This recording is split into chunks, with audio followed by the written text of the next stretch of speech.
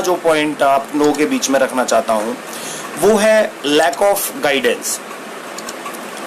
यानी कि बच्चों को हमारे कहीं ना कहीं उनको गाइडेंस की कमी रहती है। गाइडेंस की कैसे कमी रहती है? उन लोगों को ये जानकारी नहीं होती या उन लोगों को ये गाइडेंस नहीं मिल पाता कि अगर मैं बीए कर रहा हूं तो मैं कौन कौन सी अपॉर्चुनिटियां मेरे पास है, कौन कौन सी नौकरियों में मैं अप्लाई कर सकता हूं, कौन कौन से कहीं ना कहीं जो फॉर्म्स होते हैं उनको सारे फॉर्म्स का भी नहीं पता चलता कि कौन कौन से फॉर्म्स कब कब आ रहे हैं। उनको केवल पुलिस की भर्ती, फौज की भर्ती और एक दो जो छोटी मोटी पटवारी की भर्ती या सेक्रेटरी की भर्ती, मतलब जो गांव के लेवल है, जो कोई किसी को पता चल गई, मित्रों को उनको बता दिया और बताने के बाद में उनको बस वो उसी को भर पाते हैं। लेकिन हिंदुस्तान में गवर्नमेंट सेक्टर में इतने डिपार्टमेंट है, सभी डिपार्टमेंटों में जो भर्तियां निकलती है उन डिपार्टमेंटों की जानकारी उनको नहीं होती, किस टाइम पे कौन से फॉर्म आ रहे हैं, क्या है। तो इस चीज़ की युवाओं में एक बहुत बड़ी कमी मैं महसूस करता हूँ, मैं जो देखता हूँ, जो मैं समझ पा रहा हूँ। तो इस चीज़ को भी ये एक बहुत बड़ा कारण है।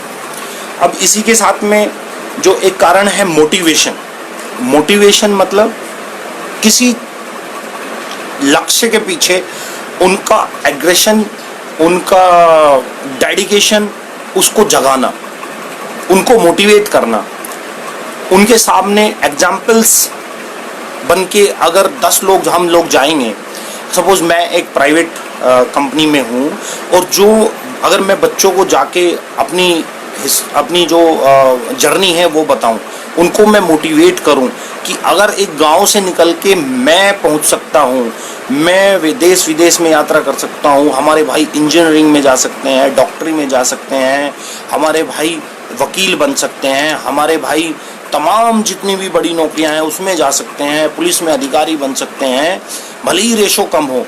तो अगर वो लोग उनको जाके मोटिवेट करें, कोई उनको जाके मोटिवेट करे, उनको एक इकट्ठा करें और उनको मोटिवेट करें, तो कहीं ना कहीं इन सब चीज़ों में वो डेडिकेशन के साथ में लगेंगे और वो अपना लक्ष्य बनाएंगे, लक्ष्य बना के उसको पाने को हासिल करने के लिए वो बाध्य होंगे और ज़रूर हमारा जो युवा वर्ग है वो इसमें कामयाबी हासिल करेगा। एक कारण आपका ये हो गया। उससे आगे की जो ये है, एक जो है टेक्निकल स्किल की कमी है। टेक्निकल स्किल की कमी जब मैं कहता हूँ तो टेक्निकल स्किल की कमी आप ऐसे समझ सकते हैं, जैसे मैंने कि कल आपको उदाहरण भी दिया था, अगर एक नॉर्मल बच्चा बीए कर रहा है, ग्रेजुएशन नॉर्मल कर रहा है, तो उसके साथ साथ में उसको कंप्यूटर का ज्ञान होना चाहिए, उसको इंग्लिश स्पीकिंग का ज्ञान होना चाहिए, उसको पर्सनालिटी डेवलपमेंट का ज्ञान हम कराएं। तो तमाम जो स्किल सेट जो रिक्वायरमेंट है, ताकि वो जब कहीं किसी जॉब पे जाए तो उस जॉब को कैसे नज़रिए से देखना है, उस जॉब में कैसे आगे सक्सेस करना है, तो ये सब चीज़ें, इन सब का जो गाइडेंस है उन लोगों को मिलना चाहिए, ताकि हमारा युवा टेक्निकल स्किल्स के साथ में, ग्रेजुएशन और टेक्निकल स्किल्स के साथ में जब वो जाएगा, मैं ये समझता हूँ कि अगर वो गवर्नमेंट जॉब में नहीं भी सक्सेस होता है तो वो प्राइवेट कंपनी में, अच्छी कंपनी में स्टार्ट करके और स्टार्ट करने के बाद में आगे अपने स्किल के दम पे, अपनी काबिलियत के दम पे आगे वो बढ़ पाएगा। अब एक बहुत ही महत्वपूर्ण इसमें जो नेक्स्ट जो रीज़न है वो ये है कि हमारे जो युवा है वो बहुत ही महत्वाकांक्षी है। वो सोचते हैं कि स्टार्टिंग में हमारा जो सैलरी है वो 20,000 रुपये हो या 25 हो या 30 हो, वो ज़्यादा से ज़्यादा पैसा चाहते हैं स्टार्टिंग जॉब में। लेकिन मैं आपको और युवाओं को ये कहना चाहता हूँ कि हम लोगों को, युवाओं को ये बताना चाहिए, ये प्रेरणा देनी चाहिए कि स्टार्टिंग में अगर आपने पॉलिटेक्निक किया है, आपने आईटीआई किया है, आपने बीटेक किया हुआ, या आप एक नॉर्मल ग्रेजुएट हो, और अगर आप प्राइवेट सेक्टर में जा रहे हो, गवर्नमेंट में आप जाते हो तो बहुत ही अच्छी बात है, जो गवर्नमेंट का पे स्केल है वो मिलेगा आपको। लेकिन अगर आप प्राइवेट में जाते हो तो आपको एक लिमिटेड ही सैलरी स्टार्टिंग में मिलेगा, क्योंकि आप एज एन फ्रेशर आप एक काम को करना चाहते हो। जब आप फ्रेशर होते हो तो आपको एक लिमिटेड ही सैलरी मिलता है, लेकिन उस सैलरी को ये नहीं देखना चाहिए कि इसमें तो मैं कुछ भी बचा नहीं पाऊंगा, उसमें तो मैं ये नहीं कर पाऊंगा। स्टार्टिंग में आपको जो नौकरी जो मिलती है, आप लोगों को हमें वो नौकरी ज्वाइन कर लेनी चाहिए, और ज्वाइन करने के साथ में अगर उससे हमारा किराए का खर्चा, दिल्ली एनसीआर में रह रहे हैं, कहीं बड़े शहर में रह रहे हैं, हमारे किराए का खर्चा और हमारे जो पर्सनल एक्सपेंस हैं जो मेंटेन हम कर पाएंगे, अगर उतना भी मिलता है तो मैं समझता हूँ कि हमें ज्वाइन कर लेना चाहिए।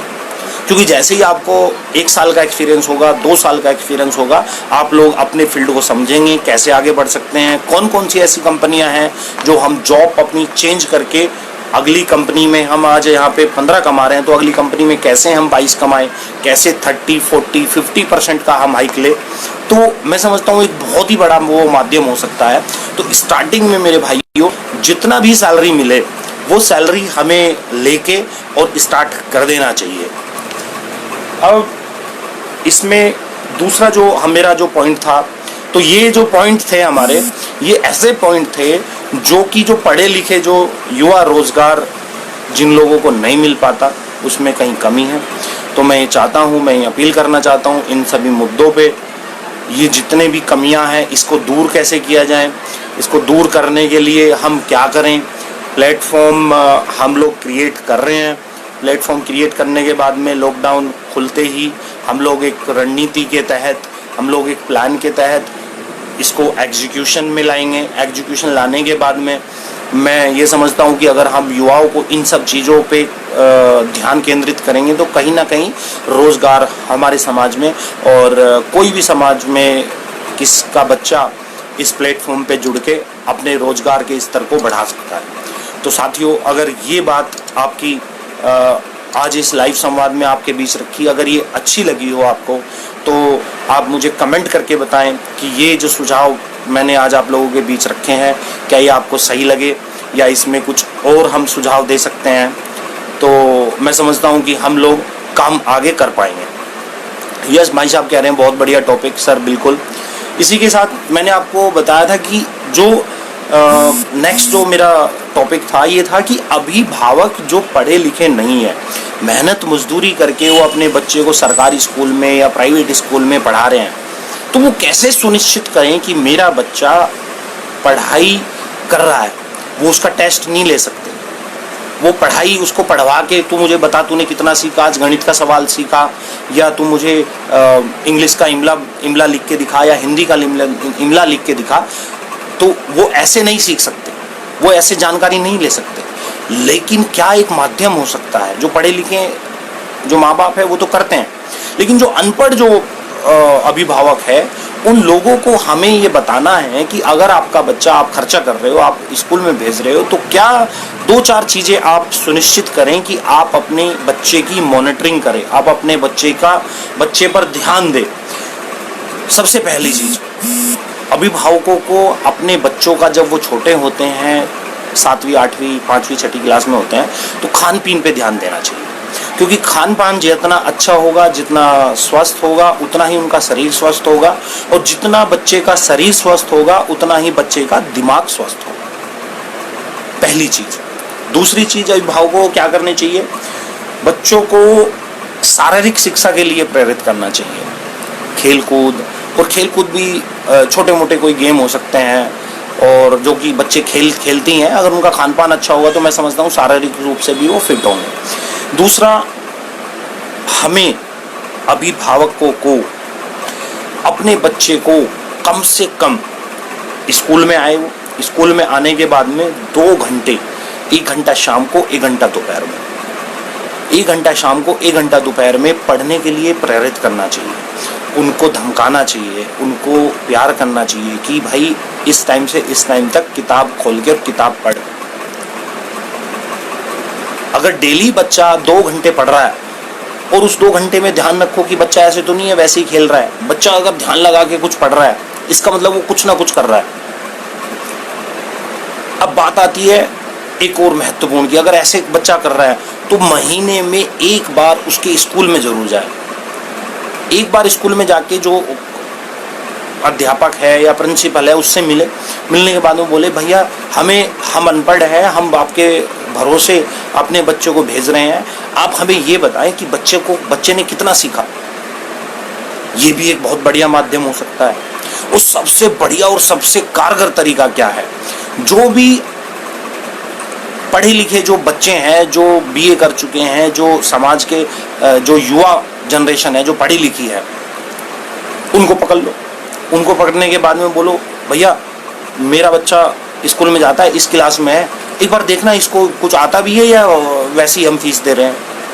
तो महीने में आप ये काम कर सकते हो, सप्ताह में काम कर सकते हो।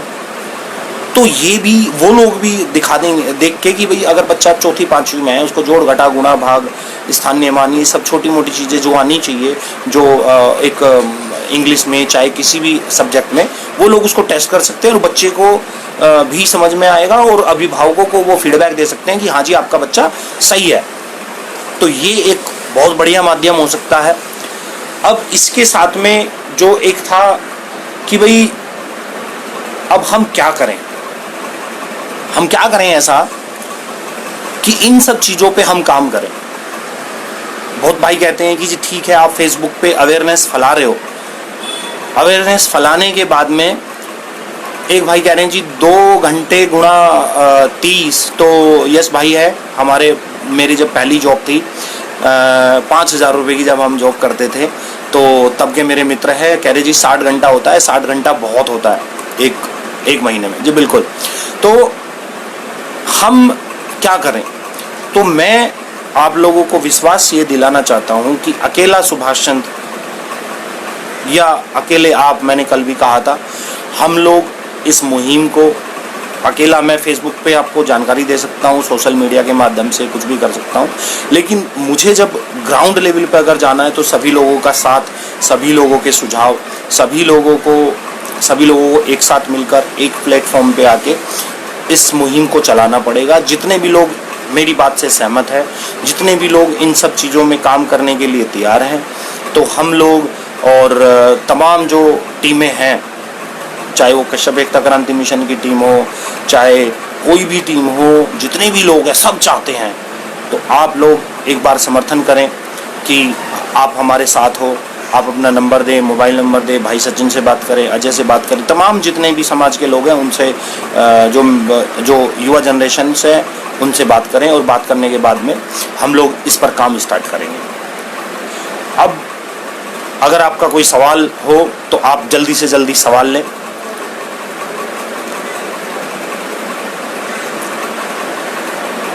देखिए, जो अगर या तो मैं स्टार्टिंग से आपके कमेंट पढ़ना चालू करूं, अगर आपने कोई सवाल पूछा है, या फिर आप दोबारा से सवाल लिख सकते हैं।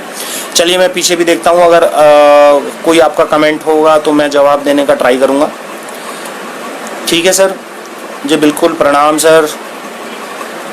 अगर आज के जो सुझाव है अच्छे लगे हो तो जल्दी से जल्दी आप शेयर करें, ज़्यादा से ज़्यादा शेयर करें, ताकि ये जो लाइव संवाद है लोगों तक पहुंच सके। और कहीं ना कहीं जो जानकारी आज की महत्वपूर्ण जानकारी थी, कमलेश जी कह रहे हैं बिल्कुल सही सुझाव, बिल्कुल सर, आपने समाज के हित की बात की। जो बिल्कुल शक्ति जी, समाज का गाइडलाइन नहीं मिलती सर, बिल्कुल उसी के विषय में हमने बात रखी है। और राहुल जी का सवाल है, समाज के पढ़े लिखे व्यक्ति को कुछ समय निःशुल्क देकर ऐसे बच्चों को पढ़ाना चाहिए। बिल्कुल सर, उस पर भी काम किया जाएगा। मिंटू जी जो एडवोकेट साहब है, उन्होंने काफ़ी लंबा कमेंट दिया है। सर कुछ कह रहे हैं कि सभी लोग, सभी ज़िले और सभी सहयोग का आवश्यक है, सभी क्षेत्र में फ्री कोचिंग सेंटर खोले जाएं, फंड की व्यवस्था करने के लिए फेसबुक आईडी में जितने भी यूज़र है, 5,000 यूज़र है, तो सभी लोग महीने में 100 रुपये अगर हम डोनेट करते हैं तो कह रहे हैं जी 5 लाख रुपए बनते हैं, और 5 लाख रुपए बन के हम कस्बे में गरीबों में जो है फ्री कोचिंग चला सकते हैं। इसमें जो कश्यप एकता क्रांति मिशन के जितने भी लोग, जो मुद्दा है, अगली जो बातें हैं वो मैं आप लोगों के बीच में रखूँगा, और आशा करता हूँ सैटरडे को हमको कैसे पता चलेगा कि आप लाइव आओगे? सर देखिए, जैसे आज आपको पता चला है सैटरडे को, आपके पास नोटिफिकेशन आएगा। आप मेरी फेसबुक आईडी से जुड़े हैं, आपको नोटिफिकेशन आ जाएगा। मैं लाइव भी पोस्ट करता हूं और मैं आपको इस लाइव संवाद के माध्यम से भी बता रहा हूं कि शनिवार को 5 बजे मैं लाइव आऊँगा और मुद्दा रहेगा एक मोटिवेशनल स्टोरी, एक मोटिवेशनल थॉट, एक जो आपको मोटिवेट करेगा, जो मुझे मोटिवेट करेगा। जब मैं आपको बताऊंगा तो मैं भी मोटिवेट होऊंगा। जो आप सुनेंगे तो आप भी मोटिवेट होंगे। अगर आज ये भाई का जो संवाद था, जो विचार थे, ये अच्छे लगे हो तो इसको ज़्यादा से ज़्यादा आप शेयर करें और ज़्यादा से ज़्यादा इस पर कमेंट करें। अपने जो सुझाव है आप मुझे दे सकते हैं, इसी के आपको नोटिफिकेशन मिल जाएगा। जब बिल्कुल टिंकू जी कह रहे हैं नोटिफिकेशन मिल जाएगा। इसी के साथ सभी भाइयों को राम राम, सभी भाइयों को जय श्री राम, सभी भाइयों को जय महर्षि कश्यप। सभी भाई स्वस्थ रहे, इस लॉकडाउन के समय में देश का साथ दे। गंभीर समस्या चल रही है, इस पे जो है गंभीर रूपता से इसका पालन करें और जितने भी तमाम जो निर्देश जारी हुए हैं उन सभी का पालन करें। इसी के साथ बहुत बहुत आभार, बहुत बहुत धन्यवाद, नमस्कार, जय हिंद, वंदे मातरम।